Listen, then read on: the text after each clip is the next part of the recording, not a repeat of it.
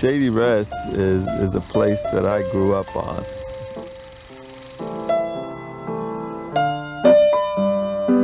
I moved here to Scotch Plains when I was 5 years old from Virginia. And my aunt, she owned the grocery store right across from the First Tee. And I had another aunt that owned the grocery store on the other side of the street across from the Ninth Fairway. So I would have to cross the golf course to go from one house to the other.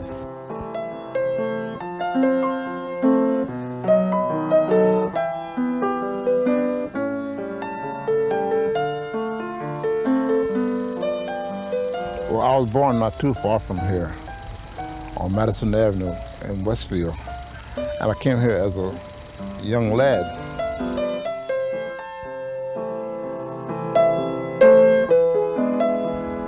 I used to caddy here.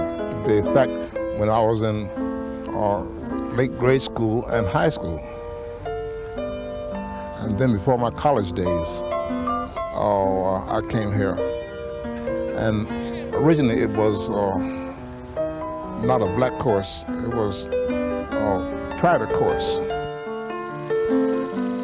You could bring your families out here, and the kids had place to play and run around, and your wife whatnot to sit out there on the porch with friends and play cards while we was playing golf. And then after golf, they had a bar, they had a restaurant, and if you want to stay over at night, you could dance, you know. And it was a place. It was no other place around here like this. This is the only one and only. The one and only, Shady Rest. And I don't think there'll ever be another club like Shady Rest.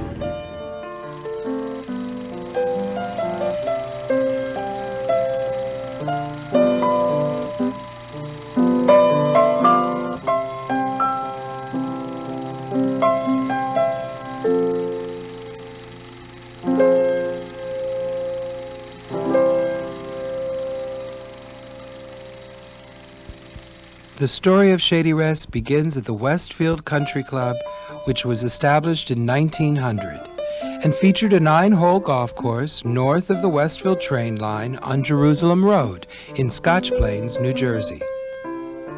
On either side of the club was an African-American community of small houses, and the residents would routinely cut across the golf course to get to the train line or to socialize.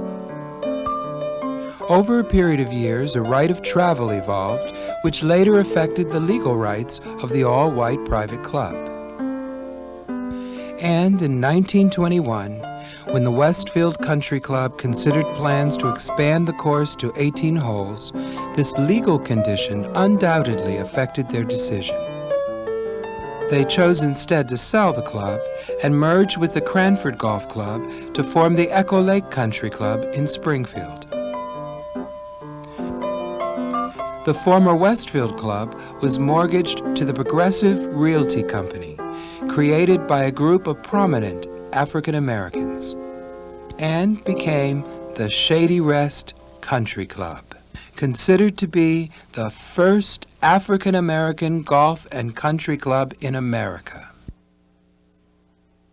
There were other black-owned and/or operated golf courses before and during this period, but no other had combined golf with the clubhouse, restaurant, lockers, tennis courts, horseback riding, skeet shooting, croquet, and social activities that were available at Shady Rest and generally associated with country clubs of the era. Shady Rest was run by and for blacks and became an important social and economic institution in the local community and the New York metropolitan area. What did Shady Rest mean to its community, and what did white country clubs mean to their community? Is a very interesting question. I think that white country clubs tend to be more insular, more isolated, more removed from the community. Basically, they're just for the membership. But I don't get the sense that there was this pride invested in the White Country Club by people in the local community that I find in a place like Scotch Plains in relation to Shady Rest. This institution seemed to stand as some kind of beacon for what blacks could accomplish. Furthermore, the arenas for black social and recreational outlet were so limited that Shady Rest took on a number of functions that a white country club would not. So in this sense, something that is owned by blacks, operated by blacks, for the benefit of blacks, I think sort of transcends the bounds of the normal country club and stands as a community institution much more than a white country club would. In addition to the golf, we had tremendous tennis. We had 6 tennis courts, championship tennis courts here. Right back behind me where the 9th green is was 3 courts, stadium courts. They had a stadium surrounding them. And just below us there was 3 others. And we had the top black tennis pros and players in the country that came here to play. Of course, Althea Gibson played here, and she was later. But prior to that, they had pros named Dr. Reginald Weir, Erie Sach, Ora Washington, which was an old timer at that time when I was a youngster, and she was a top tennis player. Matilda Davis, Dr. Matilda Davis and her family. Even Mr. Willis, who owned the course at the time, he was a great tennis buff, and his whole family played. His daughter Phyllis, his son Billy, the other son DeWitt, and his nephew Jeff. They were all top-notch tennis players. So it was great fun here, and I grew up with this, so I know it all. Almost every Saturday night, some kind of function was being arranged in the club, a dance or something, and most of that was community-oriented. The people from the community would participate in those activities. Some of them were free, some of them were, you know, they charged admission to, but not all. But mostly, most of the time it was dances, you know, open to the public, open to the community, and it was a community-oriented thing. And on certain occasions, black professional musicians used to play here a lot. A lot of the old-time musicians like Cab Calloway and Jimmy Lunsford and Earl Hines, they all played here.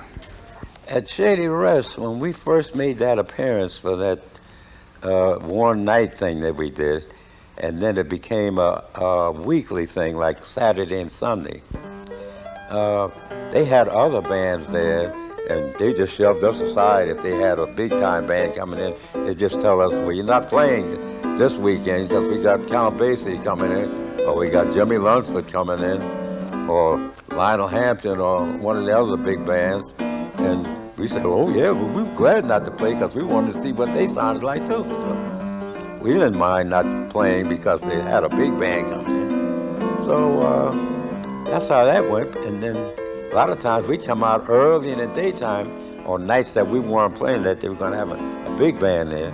We'd come out there early, and we knew a lot of the girls out there, and we'd hang out there until it was time for the big band to show up. And then they let us in for nothing because we were like the house band.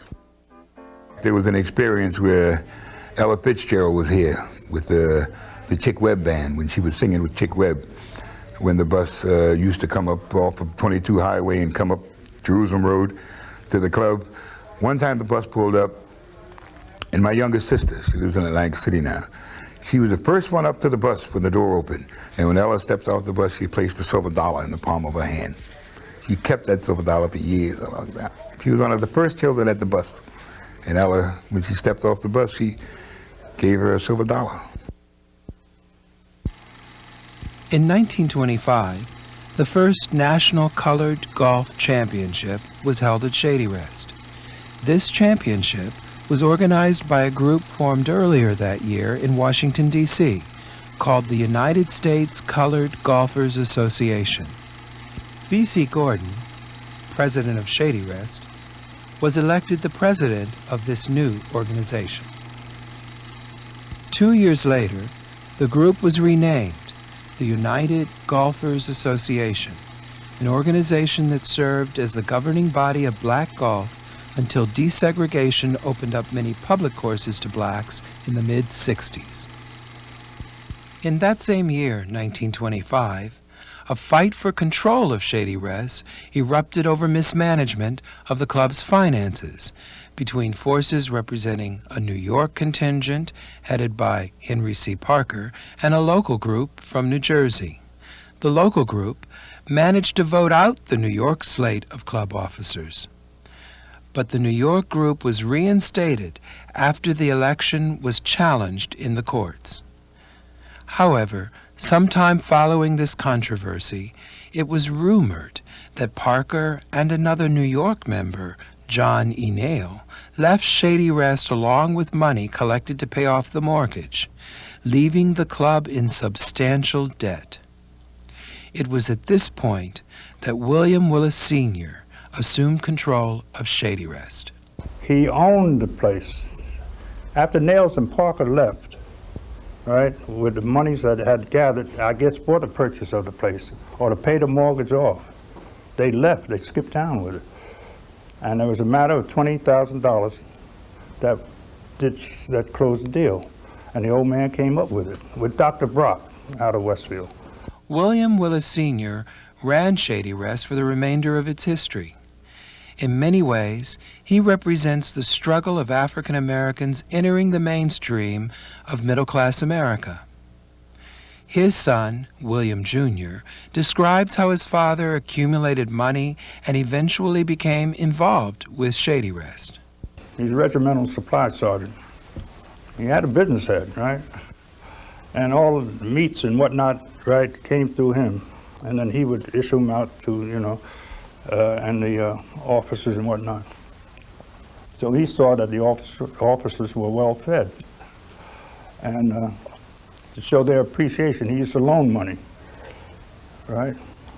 I don't know, 2 for 1 or whatever, but he made money, right? And through the grapevine, you hear stories, right, that he used to like to gamble, and he's very lucky. And gambling, he won a lot of money. And then by loaning money, right, he also made a lot of money. Then I heard that there was a shipment going out, and the old man, the people that owed him the most money were being shipped.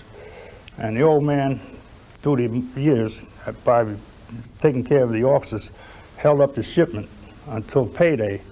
And then they got their money, and the old man could get his. It was Willis's vision and financial skill that allowed Shady Rest to continue and prosper. He just kept building, adding. And then people would put obstacles in his way, saying that the place was closed, that they were going out of business. So to counteract that, every week he would have a name band come in out of New York, right? He worked with Joe Glazer and Cab Calloway, Blanche, all name bands. So he had to know somebody, right? But in 1938, Shady Rest was forced to change ownership and became the property of the township of Scotch Plains. These roads that you see that are paved, Plainfield Avenue, Jerusalem Road, they were nothing but dirt. And the trolley tracks stood that high up above the ground, right? So in 1930, the township, I guess, said they were going to put these 2 concrete roads through here. And there were nothing but blacks, poor people, and nothing but big woods here at the time. Nothing but woods, right? No business, no nothing. So the club, all the assessment would fall on the club. So the club couldn't carry that assessment, right? We'd only been operating for about 4 or 5 years.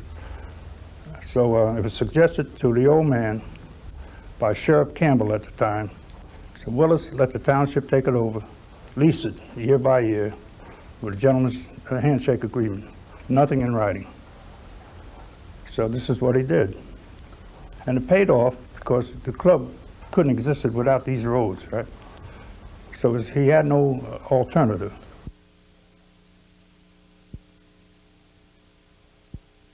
Throughout the shifts in control of Shady Rest, one enduring presence was that of John Shippen. Shippen came to the club in 1932 after a distinguished and historic career playing golf, as well as green superintendent at some of the most exclusive golf clubs on the East Coast. He was the son of an African-American Presbyterian minister who moved to the Shinnecock Indian Reservation on Long Island in 1888. At about that time, one of the first golf courses in America, the Shinnecock Hills Golf Course, was being constructed near the reservation where the young John Shippen eventually became a caddy. He developed an interest in playing the game, later gave lessons, and served as an assistant to Scotsman Willie Dunn, who functioned as the golf professional at Shinnecock. Although the PGA of America wouldn't be established until 1916, as such, John Shippen was the first American-born golfer to perform the duties of a golf professional. Shippen was good enough to compete in 5 U.S. Open championships through 1913. Well, he only mentioned certain things at not necessarily U.S. Open, but I mentioned him saying that he played at the Shinnecock Country Club, and he said he taught these people like J.P. Morgan and so forth, and he mentioned J.P. Morgan as an example of where he didn't think much about the game, but people convinced him to try it. It so happened that his first attempt at hitting the ball, he hit it and it went on the green, and he convinced himself that the game wasn't a challenge and he wasn't going to bother with it. But I understand he gave instructions to a lot of prominent people. Shippen's participation in the 1896 Open, held at Shinnecock Hills, sparked a racial controversy when a group of white players threatened to boycott the tournament if Shippen and Oscar Bunn, a Shinnecock Indian caddy, were allowed to play. However, Theodore Havmeyer, the president of the newly formed United States Golf Association, informed the disgruntled foreigners that Shippen and Bunn would play, and they did. Shippen was tied for the lead after the first 18 holes, but during the second round, he encountered one bad hole and eventually finished 5th. There is conflicting evidence surrounding the question of John Shippen's race, whether he was an African American or part Shinnecock Indian. The consensus is that he was an African American of Jamaican ancestry.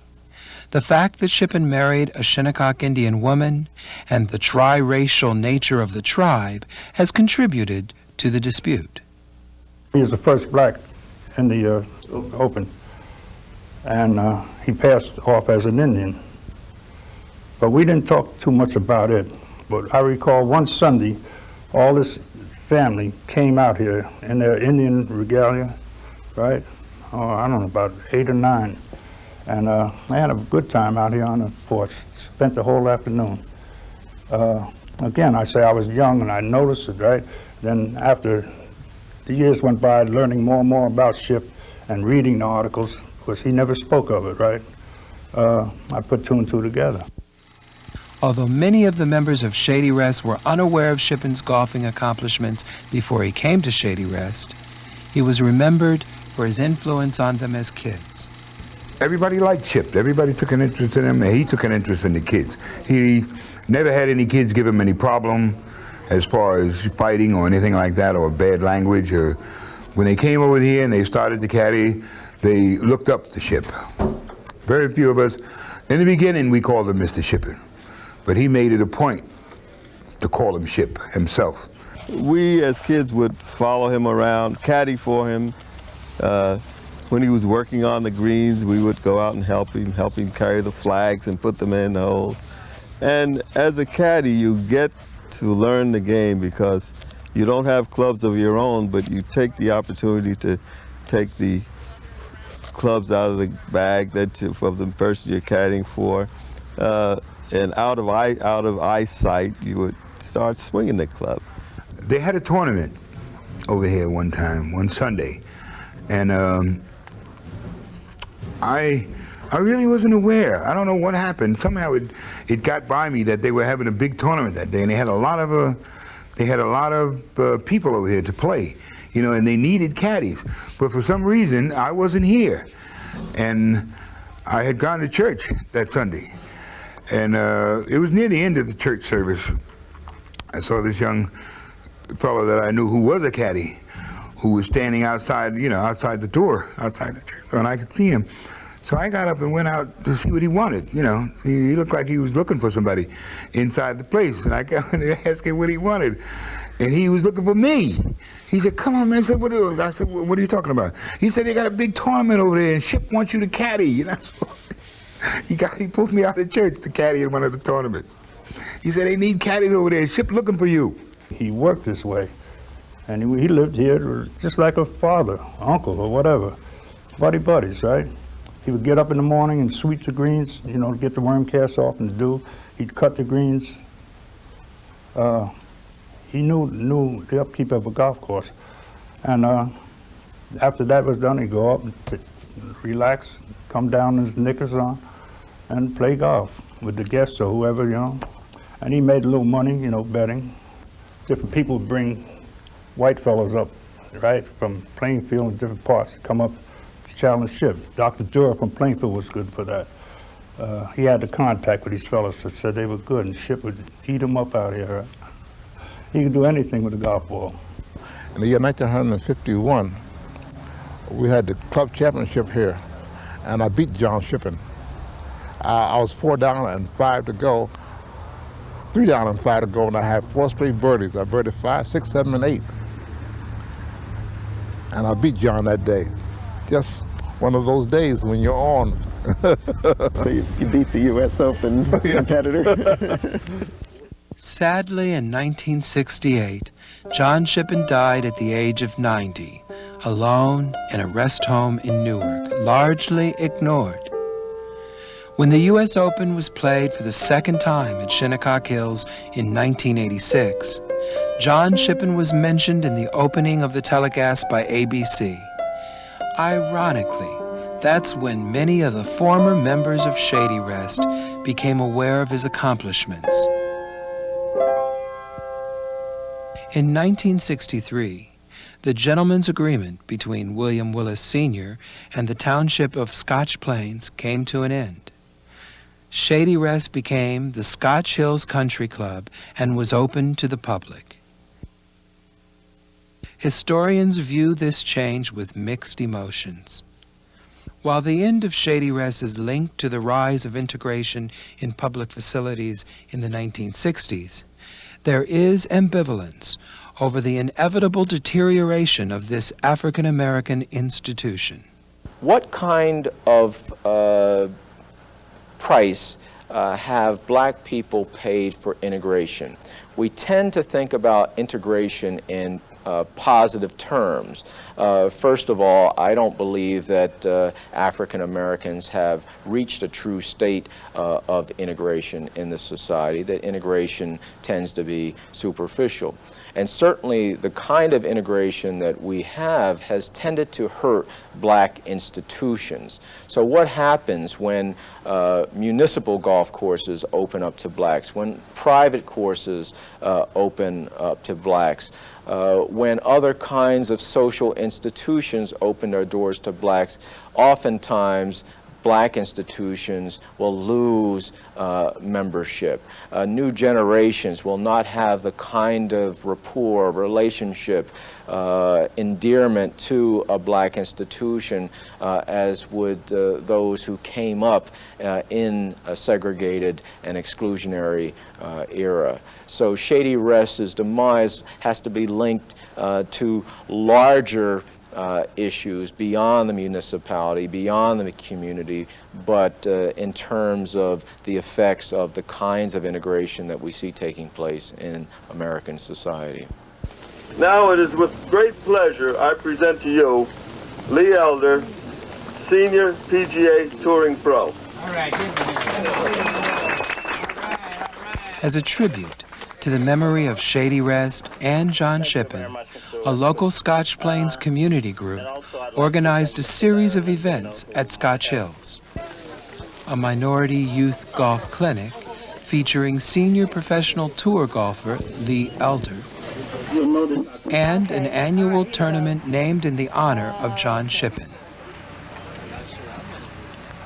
The proceeds of these events resulted in the awarding of an annual minority golf scholarship and the commissioning of a painting of John Shippen by the late renowned African-American artist Don Miller. The painting is displayed prominently along with other Shippen memorabilia in the clubhouse at Scotch Hills Country Club. The story of Shady Rest represents a symbol of black achievement during a period when African Americans were suffering even more than the Depression-era white Americans. The club offered the evolving black middle class a social and economic institution with access to activities not associated with the minority community. Shady Rest provided a forum for some of the most prominent African Americans of the period, from all spheres of influence: Althea Gibson, Ella Fitzgerald, W.E.B. Du Bois. It was also the home of John Shippen, the first American-born golf professional. It boasted a membership of working-class and professional men and women and their families, and provided an atmosphere of civility and belonging in what was otherwise a hostile and unfriendly world.